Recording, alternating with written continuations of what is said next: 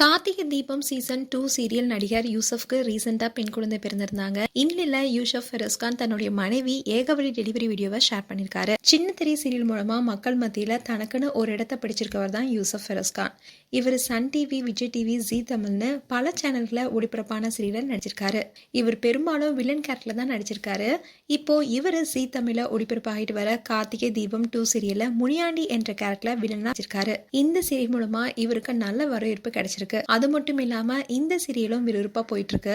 இந்நிலையில்தான் இவரு ஏகவழியா காதலிச்சு திருமணம் செஞ்சுக்கிட்டாரு. 2 பேருக்குமே இது 2வது திருமணம். யூசப் ஏற்கனவே திருமணமாகி டிவோர்ஸ் ஆனவரு. இவருக்கு ஒரு மகனும் மகளும் இருக்காங்க.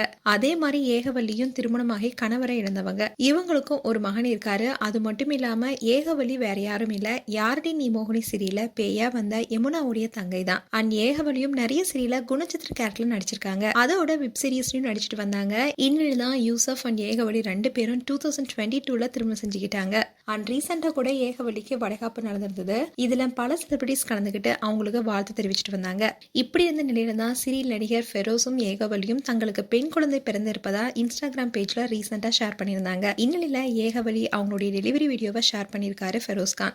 யூசஃபும் அவருடைய 3 பசங்களுமே குழந்தைக்காக காத்துட்டு இருக்காங்க. அண்ட் குழந்தை பிறந்த உடனே யூசப் கிட்ட கொடுக்குறாங்க. அவர் குழந்தைய வாங்கி ரொம்பவே சந்தோஷப்படுறாரு.